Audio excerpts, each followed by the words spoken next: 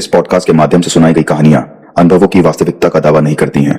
Podcast का उद्देश्य कहानियों के माध्यम से किसी भी तरह के अंधविश्वास को बढ़ावा देना नहीं है और न ही किसी भी धर्म या संप्रदाय को ठेस पहुंचाना। कहानियों का उद्देश्य केवल मनोरंजन है।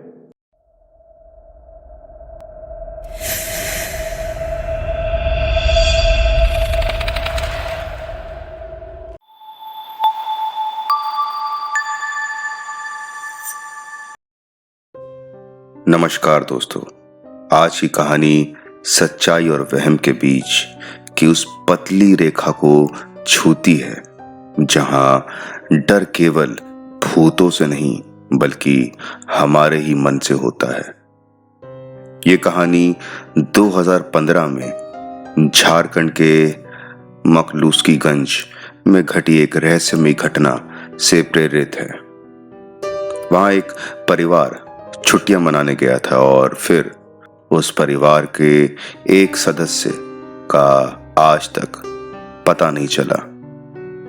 आज की कहानी इस जगह से जुड़ी है और ये कहानी उस परिवार की जुबानी सुनाई गई है, पर इसके पीछे छुपा डर कहीं ना कहीं सच है। तो चलिए सुनते हैं मौत की हवेली। कभी कभी जिंदगी हमें वहां ले जाती है जहां जाना हमने कभी सोचा नहीं होता। हम बस शांति की तलाश में निकलते थे, लेकिन जो मिला वो शांति नहीं, डर था। मैं मीरा हूं और ये कहानी मेरी है, हमारी है। जब अंशुमन को ऑफिस से 1 महीने की छुट्टी मिली, हमने सोचा दिल्ली की भागती जिंदगी से दूर जाकर कुछ समय प्रकृति के बीच बिताएं। कई जगहों पर सोच विचार करने के बाद हमने झारखंड के मकलूस्कीगंज का रुख किया। शांत पहाड़ों और जंगलों के बीच बसा ये कस्बा हमें बहुत सुकून भरा लगा। हमें एक पुरानी अंग्रेजी जमाने की हवेली मिली, चारों ओर पेड़ों से घिरी हुई। वहां पहुंचते ही महसूस हुआ मानो वक्त कुछ साल पीछे चला गया हो। हवेली बहुत बड़ी थी, लकड़ी की सीढ़ियां, ऊंची छतें और पुरानी खिड़कियां, जैसे हर कोना कोई कहानी कह रहा हो। पहले कुछ दिन बहुत अच्छे से गुजरे।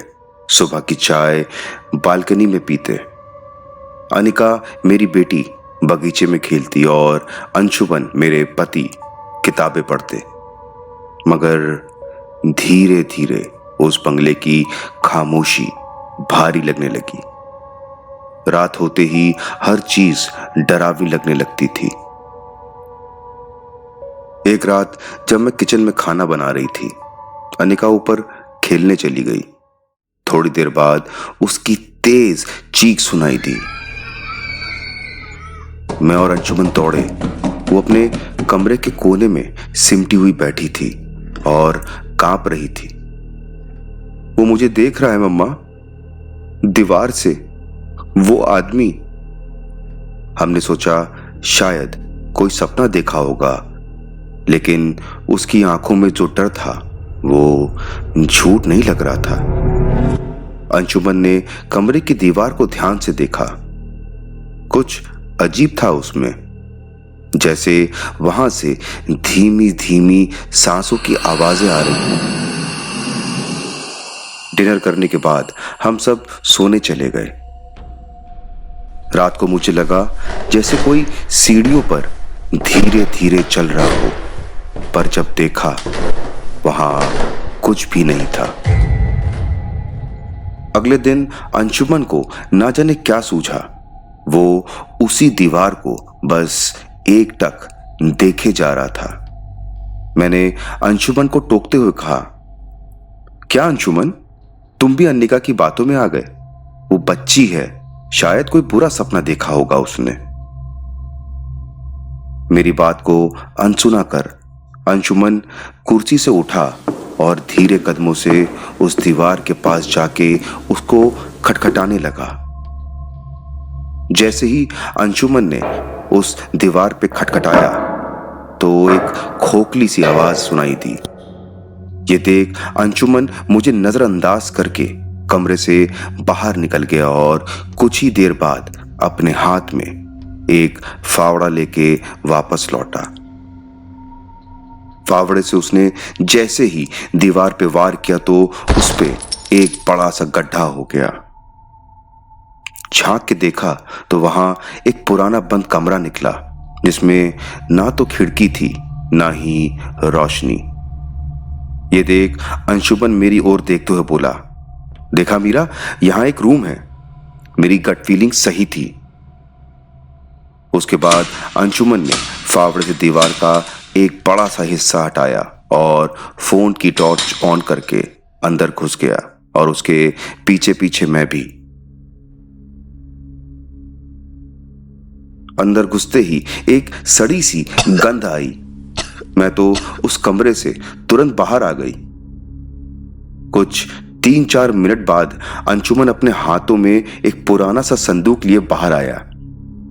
ये देख मैं खुश होते हुए उससे बोली, ये क्या है? देखने में काफी पुराना लगता है। ऐसा तो नहीं कि इसमें कुछ कीमती सामान हो या हीरे जवाहरात? अंशुमन ने संदूक को जब खोला तो उसमें से एक पुरानी डायरी, कुछ अजीब चिन्ह और एक परिवार की तस्वीर निकली। लेकिन उस तस्वीर में सबके चेहरे खुरचे गए थे। अंशुमन ने डायरी पढ़ना शुरू की। इस घर की आत्मा भूखी है। हर 10वें साल इसे एक आत्मा चाहिए जो यहां रहे और हमेशा के लिए इस घर के लिए समर्पित हो, वरना घर खुद उसे निगल जाता है।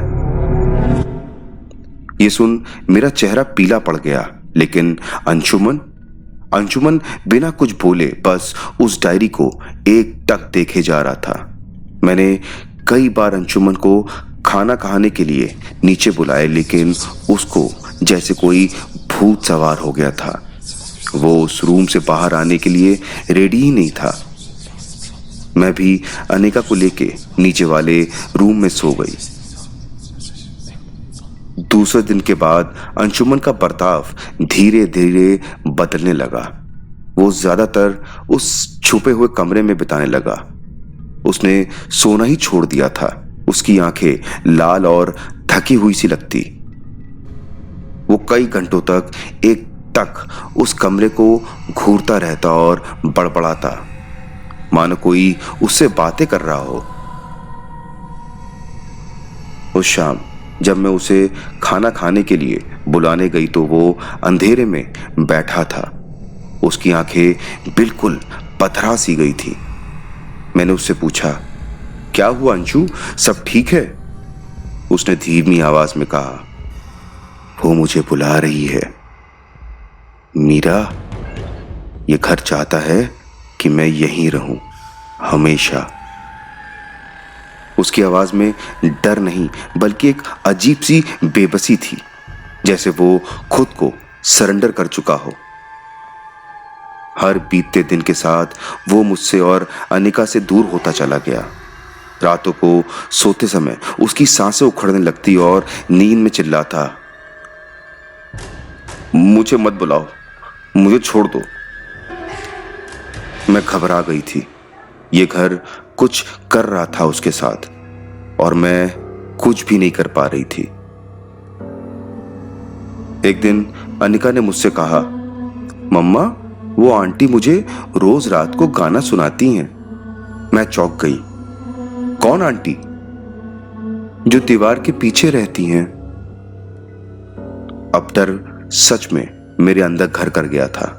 मैंने तुरंत सारा सामान बैग में पैक किया और अंशुमन से घर छोड़ने की बात की। अंशुमन भी हमारे साथ चलने के लिए रेडी हो गया, लेकिन जैसे ही हम तीनों ने मेन डोर की ओर कदम बढ़ाए, एक अदृश्य ताकत ने अंशुमन को जोर से अंदर धकेल दिया। वो दीवार से टकरा कर गिर पड़ा। मैंने उसकी ओर दौड़ लगाई, लेकिन वो उठते ही चिल्लाया, मीरा, मुझे नहीं जाना है। तुम अनिका को लेकर निकलो। मैं इस घर को रोक नहीं पा रहा हूं। ये मुझे नहीं जाने देगा। वो मेरे सामने फर्श पे गिर पड़ा और रोते हुए कहने लगा, प्लीज अनिका को यहां से ले जाओ और किसी को गांव से मदद के लिए बुलाओ। तुम दोनों यहां मत रहो। मैं कांपती हुई अनिका को लेकर बंगले से बाहर निकल आई और गांव की ओर भागी। अंधेरा ना होने की वजह से मेन रोड पे ही गांव के कुछ लोग मिल गए। उन्होंने मुझे ऐसी बदहवास हालत में देखा तो मदद करने चले आए। गांव वाले पहले तो मुझे एक छोटे से लॉज में ले गए। मेरी बात सुनने के बाद उनमें से एक बुजुर्ग मुझे गांव के एक बाबा के पास ले गए। वो बाबा गांव के दूसरे छोर पे एक सुनसान जगह पे रहते थे, जिनको स्थानीय लोग डेरा बाबा के नाम से बुलाते थे। जब मैं डेरा बाबा के पास गई और उनको अपनी आप बीती सुनाई तो पहले तो उन्होंने मुझे गौर से देखा और फिर चुप हो गए। कुछ देर चुप होने के बाद वो मुझसे बोले, वो हवेली अब रहने लायक नहीं रही बेटी। वो एक जीवित प्राणी है, एक आत्मा जो उस हवेली में जीती है। जो उस हवेली में जाता है उसे अपना बना लेती है। उन्होंने सलाह दी कि जितनी जल्दी हो सके उस हवेली को छोड़ देना चाहिए। आत्मा अब किसी को नहीं छोड़ेगी, खासकर अंशुमन को जो उससे अब जुड़ चुका है। ये सुन मैं वहीं रोने लगी और उनसे हमारी मदद करने की मिन्नतें करने लगी, लेकिन उन्होंने मुझे समझाया कि उस घर की आत्मा मेरी सोच से कहीं ज्यादा ताकतवर है। आज से करीब 30 साल पहले उनके गुरु ने उस आत्मा को रोकने की कोशिश की थी, लेकिन उनका आज तक पता नहीं चल सका। उस रात मैं गांव के उसी लॉज में रुक गई। पहले तो मैंने सोचा कि अपने पापा को फोन करके सब बता दूं, लेकिन फिर मुझे लगा कि वो परेशान हो जाएंगे। मैं खुद ही सिचुएशन को संभाल लूंगी। दूसरे दिन की शाम को मैं गांव के कुछ लोगों के साथ आखिरी बार उस हवेली की ओर गई। दिल में एक उम्मीद थी कि शायद अंशुमन को वापस ला सकूं। गांव वाले मेरे साथ आए जरूर थे, लेकिन वो हवेली से थोड़ी दूरी पर ही रुक गए और मुझे अकेले आगे जाने को कहा। जब मैं हवेली में पहुंची तो देखा अंशुमन हवेली के दरवाजे पर ही बैठा था। उसका चेहरा बिल्कुल सफेद, शरीर कमजोर और आंखें अंदर धसी हुई थी। मैं दौड़ती ही उसके पास गई। अंशु, चलो घर चलते हैं, हम सब तुम्हारे बिना नहीं रह सकते। उसने मेरी ओर देखा और धीरे से कहा, तुम आ गई।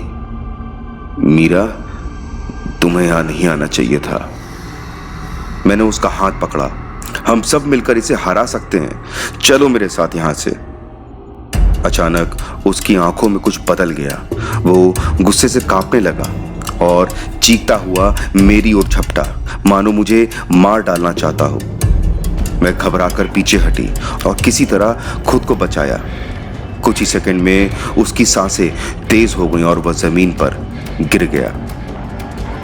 अब उसकी आवाज में वो पुराना अंशुमन वापस आ गया था। उसने मेरी ओर देखते हुए और कांपती आवाज में कहा, भाग जाओ मीरा, इस बार अगर रुकी तो तुम भी कभी लौट नहीं पाओगी।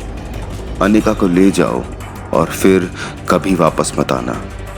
उसके आखिरी शब्दों को सुनकर मैं कांप गई थी, लेकिन मैं जानती थी अब रुकने का सवाल ही नहीं था।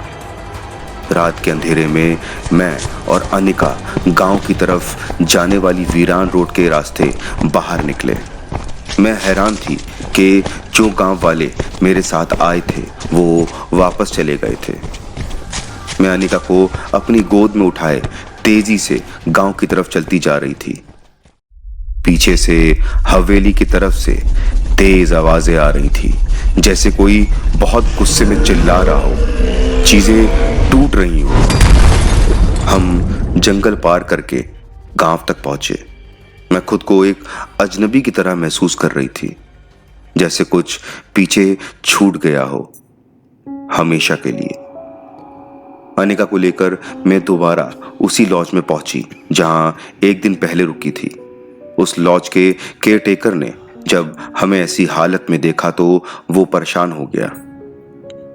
पहले तो उसने मुझे और अनिका को पीने का पानी दिया और गांव वालों को बुलाने की बात कहकर बाहर निकल गया। केयरटेकर के जाने के बाद मैंने कांपते हुए हाथों से अपने पापा को कॉल लगाया। पापा, मीरा, इतनी रात को सब ठीक तो है? पापा, मैं मैक्लुस्कीगंज से बोल रही हूँ। हम उस हवेली में नहीं रह सकते थे, वहां कुछ बहुत गलत हुआ। क्या हुआ वहां? अंशुमन कहाँ है? अनिका ठीक है? अनिका मेरे साथ है, लेकिन अंशुमन वो नहीं आया पापा। उसने हमें वहां से भगा दिया। उसने कहा वो आत्मा उसे जाने नहीं देगी। मैं किसी तरह अनिका को बचाकर वहां से भागकर इस गांव में आई हूं। अभी एक लॉज के रिसेप्शन पर बैठी हूं। पापा मुझे कुछ समझ नहीं आ रहा है कि मैं क्या करूं। मीरा, तुम क्या कह रही हो? आत्मा? ये सब क्या है? वो घर, वो हमें देखता था पापा। उस घर में कुछ था, एक अजीब सी आत्मा, जैसे दीवारों में कोई सांस ले रहा हो। अनिका कहती थी कि कोई औरत दीवारों के पीछे से उसे लोरी सुनाती है। और अंशुमन वो बदलने लगा था, जैसे उस हवेली ने उसे पकड़ लिया हो।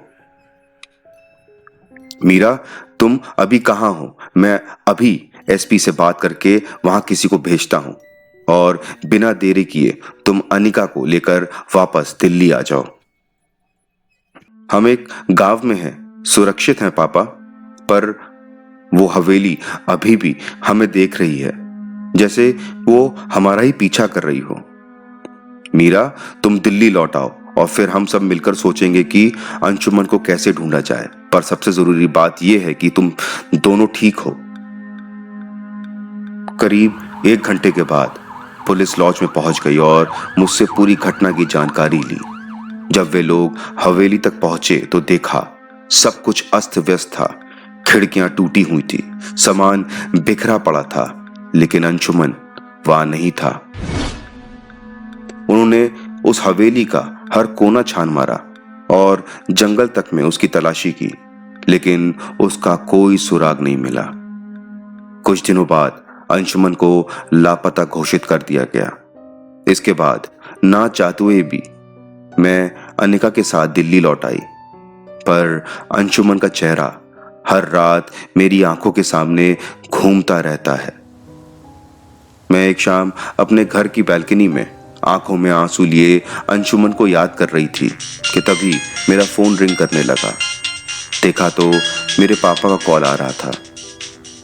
अपने आंसू को पोंछते हुए मैंने उनकी कॉल आंसर की और पापा से पूछा, पापा कुछ पता चला पुलिस से? नहीं मीरा, 3 दिन की तलाशी के बाद भी अंशु का कोई निशान नहीं मिला। पुलिस वाले कहते हैं कि वो जंगल में भटक गया होगा या खुद गायब हो गया है। कोई नहीं मानता कि उस हवेली के साथ कुछ था। उनके लिए ये सब एक पुरानी हवेली ही है। तुम जानती हो कि मैं इन सब बातों पर विश्वास नहीं करता, लेकिन जब से तुम्हारा पहला फोन आया था मेरा मन भी बेचैन है। तुम दोनों सही सलामत लौट आए, ये बहुत है मेरे लिए। लेकिन पापा, मैं नहीं लौटी हूं, कुछ मेरे साथ आ गया है। कभी कभी मुझे लगता है वो हवेली अब भी हमें देखती है। दीवारें यहां भी सांस लेते हुई लगती हैं और खिड़की के बाहर कोई खड़ा रहता है। मीरा, तुम्हें शायद किसी से बात करनी चाहिए, एक साइकेट्रिस्ट से। नहीं पापा, मैं पागल नहीं हूं।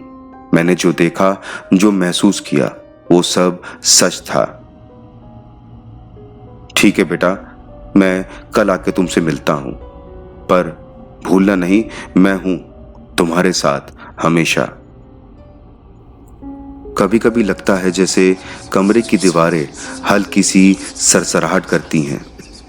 अनिका फिर कभी अकेली नहीं सोई। मैं जानती हूँ वो हवेली अब भी हमें देखती है। कुछ घर, कुछ हवेलियां, कुछ मकान सिर्फ ईंट और सीमेंट से नहीं बनते। कुछ घर अपनी आत्मा भी रखते हैं, और अगर वो आत्मा प्यासी हो तो वो तुम्हें भी पी जाएगी। मैं मीरा हूं, और मैंने वो घर, वो हवेली देखी है, जी है, जिसने हमें देखा था निकलने के लिए। तो ये थी आज की कहानी। याद रखिए, यहाँ हर कहानी के पीछे एक साया होता है जो आपका तब तक पीछा करता रहेगा जब तक आप अगली कहानी ना सुन ले। तो मिलते हैं अगले खौफनाक सफर में, जहां अंधेरा आपका इंतजार कर रहा है। शुभ रात्रि।